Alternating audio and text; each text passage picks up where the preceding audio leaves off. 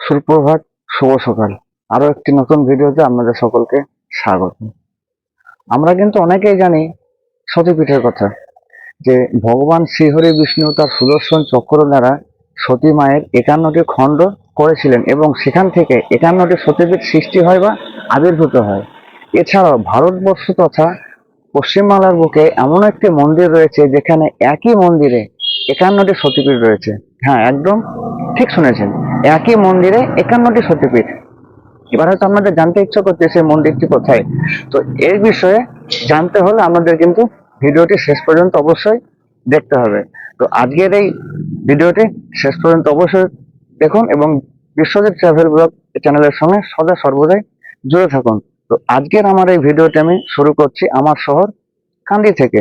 তো এরপরে আপনাদের সঙ্গে আমার দেখা হবে একদম সালার স্টেশনে গিয়ে। আর এই হলো আমার আজকের বাস, যে বাসে করে আমি আমার শহর কান্দি থেকে সালার যাব। চলুন বাসে ওঠা যাক। উঠে পড়লাম বাসে। তো এরপরে আপনাদের সঙ্গে আমার দেখা হবে একদম সালার স্টেশনে গিয়ে।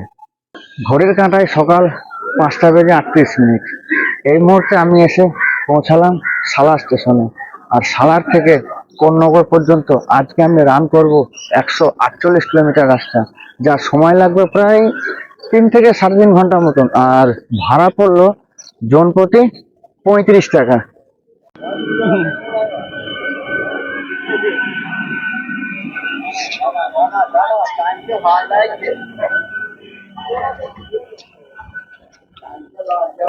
চলো উঠে পড়া যাক ট্রেনে। গাড়ি প্রায় খালি আছে, একটা সিটে বসা যাক।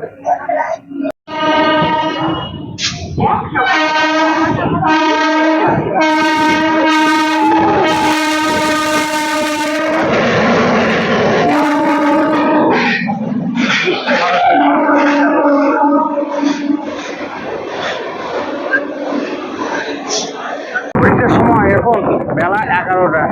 সালার থেকে 148 কিলোমিটার পথ অতিক্রম করে 2 ঘন্টা লেটের বিনিময়ে এই মুহূর্তে আমি এসে পৌঁছালাম কোন্নগর স্টেশনে। কপালটা খুব খারাপ, আজকের দিনে আমি ডেট করেছিলাম। এবার এতটা লেট হয়ে গেছে, জানি না মন্দির খোলা পাবো কিনা, তখন আমাকে স্টেশনের বাইরে যেতে হবে।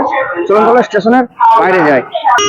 কোন্নগর স্টেশন থেকে নেমে মাত্র 2 মিনিট হাঁটার পরে আপনার টোটো স্ট্যান্ড আছে, ওখান থেকে টোটো ধরে মাত্র 2 কিলোমিটার যেতে হবে। আর ল্যান্ডমার্ক হচ্ছে আপনার কোন্নগর স্টেশনে নামার পরে টোটো ধরে টোটোওয়ালাদেরকে বলতে হবে সম্মেলনী ক্লাব যাবো। অর্থাৎ সম্মেলনী ক্লাব পৌঁছানোর পরে ওখান থেকে কিন্তু মাতৃ মন্দির টুক করে যাওয়া যায়, একদম শর্টকাটে। ট্রেন থেকে নামার পরে যখন আপনারা মাতৃ মন্দির আসবেন তখন কিন্তু 1 নম্বর প্ল্যাটফর্ম দিয়ে বেরিয়ে আসবেন। 2 নম্বর প্ল্যাটফর্ম দিয়ে কিন্তু যাবেন না, 2 নম্বর বা 3 নম্বর দিয়ে যাবেন না। 1 নম্বর প্ল্যাটফর্ম দিয়ে বেরিয়ে আসার পরে ওখান থেকে টোটো স্ট্যান্ড রয়েছে, টোটো স্ট্যান্ড থেকে টোটো ধরে নেবেন, একটু আগে যেটা বললাম। আর ভাড়া পড়বে আপনার জন প্রতি 10 টাকা। টোটো আমাকে নামিয়ে দিল সম্মেলনী ক্লাবের সামনে, আর আমি এখন দাঁড়িয়ে আছি ঠিক সম্মেলনী ক্লাবের সামনে। আপনাকে একবার ল্যান্ডমার্কটা একটু দেখিয়ে দিই। এই সামনে এটা রয়েছে সম্মেলনী ক্লাব, আর এদিকে এটা হচ্ছে আপনার জিটি রোড, যেটা এদিকে চলে গেল চুচুড়ার দিকে বা ব্যান্ডেলের দিকে।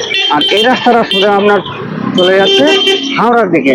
আর আমাকে যেতে হবে এই রাস্তাটা দিয়ে, একদম এই রাস্তার সোজাসুজি।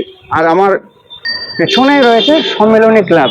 একদম এইখানটায় এসে কোন্নগর স্টেশনে ট্রেন থেকে নামার পরে 1 নম্বর প্ল্যাটফর্ম দিয়ে বেরিয়ে আসার পরে টোটো ধরে এই সম্মেলনী ক্লাবে নামবেন। এই ক্লাবে নেমে পায়ে হেঁটে কিছুটা, হয়তো বড়জোর 1 থেকে 1.5 মিনিট কি ম্যাক্সিমাম হয়তো 2 মিনিট মতন সময় লাগতে পারে আপনার, তবে মাতৃ মন্দির পৌঁছে যাবেন। আমার পেছনেই দেখতে পাচ্ছেন সম্মেলনী ক্লাব। আমি এখন যাবো এই সামনে দিয়ে। রাস্তা থেকে হাঁটতে হাঁটতে দেখতে পাওয়া যাচ্ছে সেই মাতৃ মন্দির বা মন্দিরের চূড়া বলে এখান থেকে দেখা যাচ্ছে। বন্ধুরা, শেষ আমি এসে পৌঁছে গেলাম সেই মাতৃ মন্দিরের সামনে। ওহ, আমার আশাটা সার্থক হলো। কি সুন্দর লাগছে মন্দিরটি দেখতে।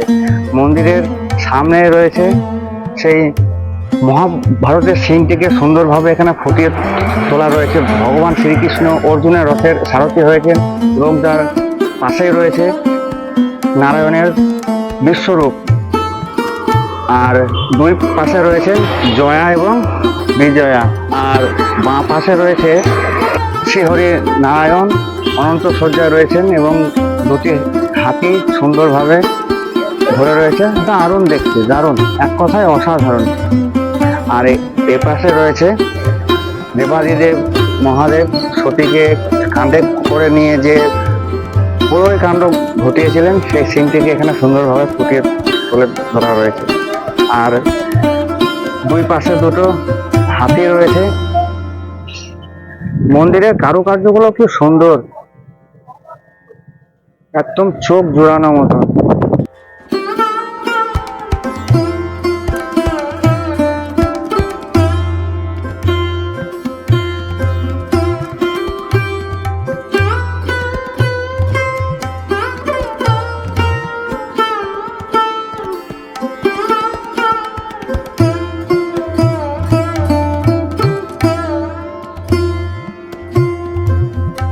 মন্দিরটা এত সুন্দর দেখতে লাগছে, আর মন্দিরের কারুকার্যগুলো এত সুন্দর, এক কথায় কি বলবো, চোখ সরানো যায় না।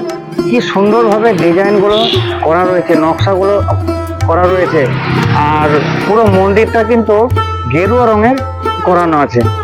আর এই মন্দিরটিকে নির্মাণ করেছিলেন ডাক্তার ভবতোষ বিশ্বাস। যে ওনার স্ত্রী খুব ইচ্ছা ছিল যে এরকম একটি মন্দির এখানে নির্মাণ হোক, এবং ওনার স্ত্রীর নাম হচ্ছে মিলি বিশ্বাস।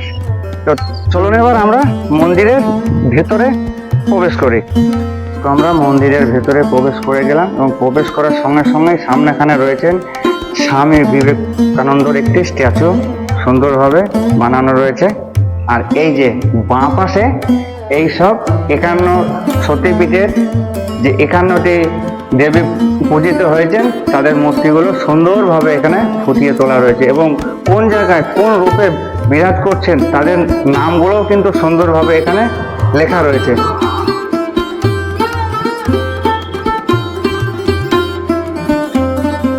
এক কথায় বলা যায় অসাধারণ, দারুণ লাগছে, দারুণ। মা কীর্তেশ্বরী, মা সুন্দরী, সমস্ত নামগুলোও কিন্তু এখানে দেওয়া রয়েছে, যে মা কোন জায়গায় কোন রূপে বিরাজ করছেন সমস্ত কিছু। মন্দিরে প্রবেশ করে ডান পাশে এবং বাঁ পাশে দুই দিকেই কিন্তু রয়েছে।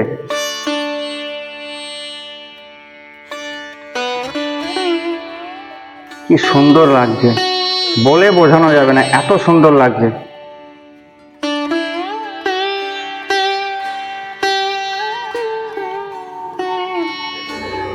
আর এই প্রত্যেকটা যে খোপগুলো করা রয়েছে তার মধ্যে কিন্তু লাইট আছে। তো আপনাদেরকে আমি একবার লাইটগুলো জ্বালিয়ে একবার দেখিয়ে দিই যে কত সুন্দর লাগছে।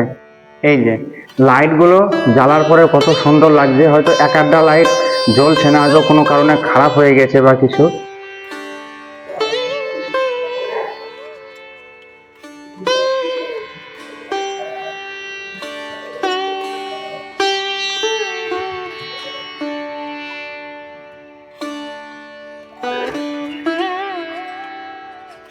দারুণ, দারুণ। আর এই মন্দিরটি যিনি প্রতিষ্ঠা করেছেন তার ছবি এখানটায় দেওয়া রয়েছে। এই যে মাথাতে পাকা চুল, এক মাথা কোবরা কোবরা সাদা চুল, ওনার নাম হচ্ছে ডাক্তার ভবতোষ বিশ্বাস।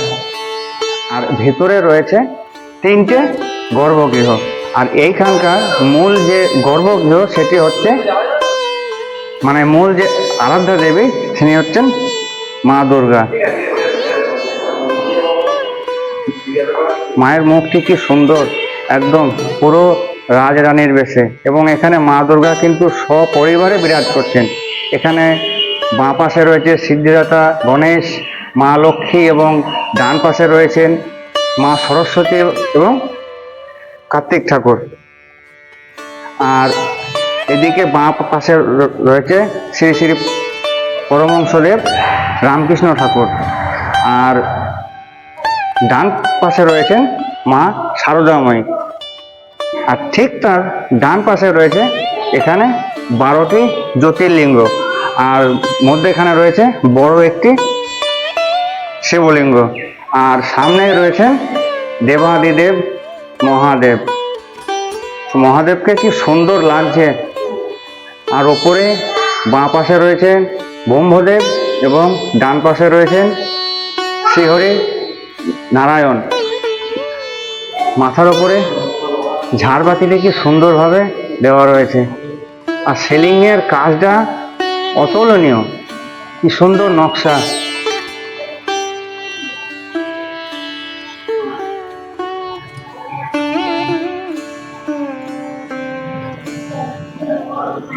আর এই বাঁ পাশে যে মূর্তিটি রয়েছে ইনি হলেন ডাক্তার ভবতোষ বিশ্বাসের স্ত্রী মিলি বিশ্বাস। তো ওনার মূর্তি এখানে বানানো রয়েছে, তবে তিনি আজ জীবিত নেই, তিনি আজ স্বর্গে বাস করছেন। আরে দাঁড়ান দাঁড়ান, সবে তো আমাদের নিচেটা দেখা হলো, মানে নিচের তলাটা দেখা হলো, এরপরেও আমরা কিন্তু ওপরে যাব, এখনো দেখতে বাকি আছে। তো ভিডিওটি কন্টিনিউ দেখতে থাকুন। তো আশা করি এই ভিডিও দেখার পরে আপনাদের এখানে একবারে হলো আসতে ইচ্ছা করবে, আমি 100 গ্যারান্টি দিয়ে বলতে পারি। তবে আমাদের নিচের তলায় মুহূর্তে দেখা হলো, চলুন এবার দোতলায় যাই। এটা হচ্ছে সামনে দিয়ে মন্দিরে প্রবেশ করার রাস্তা। আর এই পাশ দিয়ে যে সিঁড়িটি রয়েছে, এই সিঁড়ি দিয়ে আমাদেরকে এখন উপরে উঠতে হবে। চলুন উপরে যাওয়া যাক। এই ঢুকে পড়লাম উপরে। ওপরেও কিন্তু এখানে গর্ভগৃহ 3টে রয়েছে। চলুন আমরা একে একে সেগুলো দর্শন করি। তো সামনে রয়েছে রাধা কৃষ্ণ, মানে মধ্যেখানে, আর ডান পাশে রয়েছে ভগবান শ্রী রামচন্দ্র, সীতা মাতা এবং ভাই লক্ষণ। আর সামনে রয়েছে মহাবীর হনুমান। আর বাঁ পাশে রয়েছে জগন্নাথ, বলরাম এবং বোন সুভদ্রা। আর ঠিক তার নিচে রয়েছে পঞ্চতত্ত্ব। তার ঠিক নিচেতে রয়েছে ছোট্ট ছোট্ট বেশ কয়েকটি গোপাল। আর তার সামনে রয়েছে একটি তুলসী দেবী। আর এপাশেও রয়েছে একটি ছোট্ট গোপাল, দোলনার মধ্যে বসে রয়েছে। এখানেও নিচেতে একটি ছোট্ট রাধাকৃষ্ণ আছে, এপাশেও আছে। মন্দিরের ব্যাকগ্রাউন্ডটা কি সুন্দরভাবে নকশাগুলো বানানো হয়েছে। মাথার উপরে দুটো ময়ূর রয়েছে, নকশাগুলো খুবই সুন্দর। ডান পাশে রয়েছে দশ মহাবিদ্যা। আর দশ মহাবিদ্যার মূল হচ্ছে মা কালী, যার মূর্তিটি রয়েছে একদম সামনে। মায়ের মূর্তিটি কি সুন্দরভাবে সাজানো রয়েছে এবং দশম মহাবিদ্যার যে রূপগুলো আছে সেগুলো কিন্তু এখানে সুন্দরভাবে পরপর সাজানো রয়েছে। আর সমস্ত মূর্তিগুলো কিন্তু শিলা মূর্তি। আর সব শেষে রয়েছে ছিন্ন মস্তিকা। এখানে কি সুন্দরভাবে কাজ করা রয়েছে। এই যে মাথার ওপরে একটি লাইট লাগানো রয়েছে, কি সুন্দরভাবে লাগছে দেখতে, লাইটটা ঘুরছে। আর বাঁ দিককার যে গর্ভগৃহটি রয়েছে সবার মাঝে রয়েছে মা শেরোবালি, আর বাঁ পাশে রয়েছে মা ষষ্ঠী, তারপরে মা জগদ্ধাত্রী এবং এপাশে রয়েছে মা শীতলা এবং মা মনসা। তো এখানকারও মন্দিরের পিছনটা খুব সুন্দর লাগছে দেখতে। আরো একটা আশ্চর্য জিনিস হলো এই যে মন্দিরের সিলিংটি রয়েছে, সিলিংটি কত সুন্দর লাগছে, একদম খোপ খোপ খোপ খোপ করা রয়েছে। আর তার প্রত্যেকটা মাঝখানে একটি করে লাইট লাগানো রয়েছে, ফ্যান লাগানো রয়েছে। এই লাইটগুলো যখন জ্বালানো হবে দেখতে অসাধারণ লাগবে। তো আমি চেষ্টা করব আপনাদেরকে লাইটগুলো জ্বালিয়ে একবার দেখানোর। এই যে আমি কয়েকটা লাইট জ্বালিয়ে দিলাম, কি সুন্দর লাগছে না দেখতে।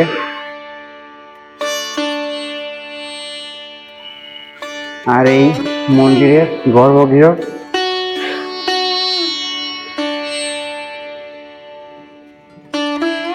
এক কথায় অসাধারণ, অসাধারণ, এর কোনো তুলনা হবে না। কি কেমন মন্দির আপনাদেরকে দর্শন করালাম, ভালো লাগছে না? তো আমি এই মন্দিরে একটু বসলাম। এক কথায় বলবো, এটাকে বলা যায় এটা কোনো মন্দির নয়, যেন মনে হচ্ছে এক টুকরো স্বর্গ। এটাকে স্বর্গের সঙ্গে তুলনা করা যায়। এত সুন্দর জায়গা, এত ভালো লাগছে এখানে বসে থাকতে। সত্যি এরকম জায়গা না এলে পরে খুব আফসোস করতাম যে এত সুন্দর একটি মন্দির আমি দেখতে পারলাম না। তো এই মন্দিরের খোলা এবং বন্ধের সময়সূচিটা আপনাদেরকে একবার বলে দিই। তো এই মন্দির খোলা হয় প্রত্যেকদিন সকাল 6টার সময় এবং বন্ধ হয় দুপুর 2টোর সময়। অনেকে হয়তো বলে যে মন্দির বন্ধ হয় দুপুর 12টায়, কিন্তু 12টায় নয়, মন্দিরটি বন্ধ হয় দুপুর 2টোর সময়, আবার খোলা হয় বিকাল 5টার সময়, বন্ধ হয় রাত্রি 9টার সময়। তো এই হচ্ছে মন্দিরের টাইমের সময়সূচি। তবে আশা করি মন্দিরটিকে আপনাদেরকে খুবই ভালো লেগেছে বা ভালো লাগবেই। আর ভালো লাগবে না বা কেন, এত সুন্দর একটি মন্দির। আর এই ডাক্তার ভবত বিশ্বাসের স্ত্রীর খুবই ইচ্ছা ছিল যে এরকম একটি মন্দির নির্মাণ হোক। আজ তিনি এই মন্দিরটি নির্মাণ করেছেন বলে আমাদের মতন ভক্তরা বা আমাদের মতন সাধারণ মানুষরা আজ এখানে আসতে পারছে, এই মন্দিরটিকে দর্শন করতে পারছে। তো আমাদের তো মন্দির দেখা হলো। তো এবার আমরা যাব সেই মিলি বিশ্বাসের যেই স্থানে সমাধি রয়েছে, সেই সমাধিস্থলটিকে একবার দর্শন করতে। চলুন তাহলে যাওয়া যাক।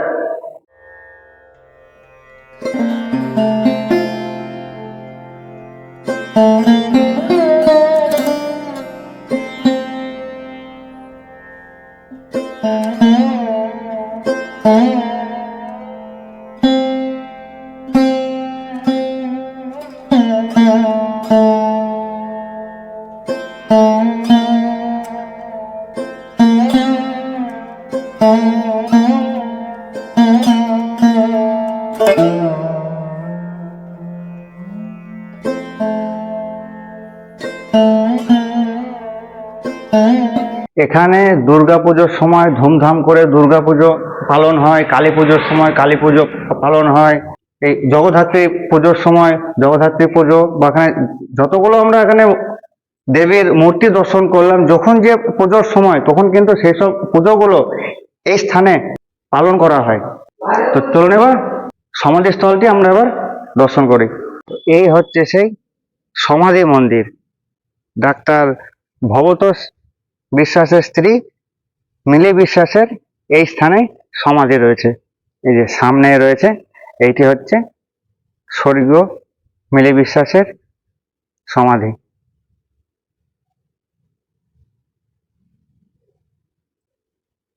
আর এই সমাধি মন্দিরের সিলিংটি কত সুন্দর লাগছে দেখতে, কি সুন্দরভাবে বানানো হয়েছে,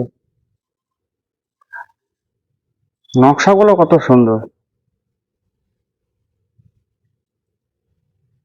আর এই সামনে রয়েছে স্বর্গীয় মিলি বিশ্বাসের একটি ছবি।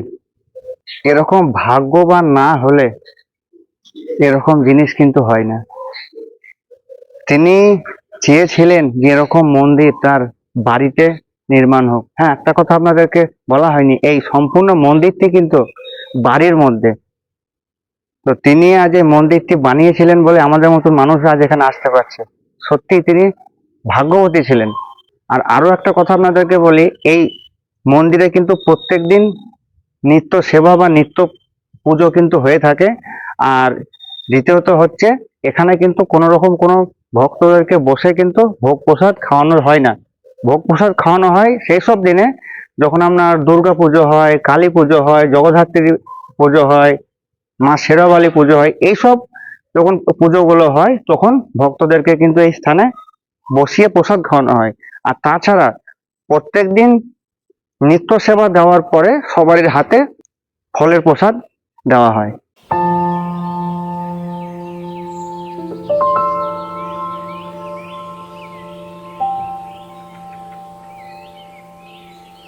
তবে দুর্ভাগ্যবশত ডাক্তারবাবু তিনি আজ এখানে নেই, তার কাজের সূত্রে বাইরে গেছেন। তো ডাক্তারবাবুর সঙ্গে আলাপ হলো না, দেখা হলো না, একটু খারাপ লাগলো।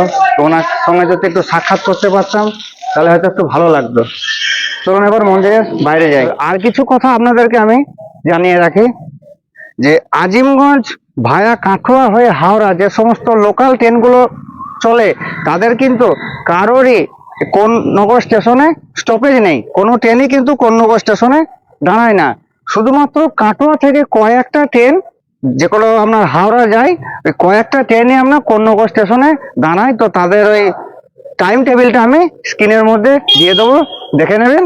আর হাওড়া ব্যান্ডেল যে সমস্ত লোকাল ট্রেনগুলো চলাচল করে তাদের কিন্তু প্রত্যেকটা ট্রেনেরই এই কোন্নগর স্টেশনে স্টপেজ রয়েছে। এই হলো মন্দির, আর এই হচ্ছে ডাক্তারবাবুর বাড়ি, অন্নদা ভবন। তো এই ছিল আজকের আমার কোন্নগরের মাতৃ মন্দিরের ভিডিও। তো আজকের এই ভিডিওটি আপনাদেরকে কেমন লেগেছে এটা কমেন্ট বক্সে ছোট্ট করে কমেন্ট করে জানিয়ে দেবেন। আর কে কোথা থেকে দেখছেন অবশ্যই জানাবেন। আর আমার এই চ্যানেলে নতুন হয়ে থাকলে চ্যানেলটিকে লাইক, কমেন্ট, সাবস্ক্রাইব করতে ভুলবেন না এবং শেয়ার করতে ভুলবেন না। যতটা পারবেন বন্ধু বান্ধবের মধ্যে, আত্মীয় স্বজনের মধ্যে ভিডিওটি শেয়ার করে দেবেন। যা আর এই মন্দিরটি কলকাতার খুবই কাছে, যা খুবই সহজে এখানে আসা যায়, এত সুন্দর একটি মন্দির। তো ভিডিওটি আমি এখানেই শেষ করছি। আবার দেখা হবে নতুন কোনো গল্পে, নতুন কোনো ভিডিও নিয়ে। ততক্ষণের জন্য সবাইকে ধন্যবাদ।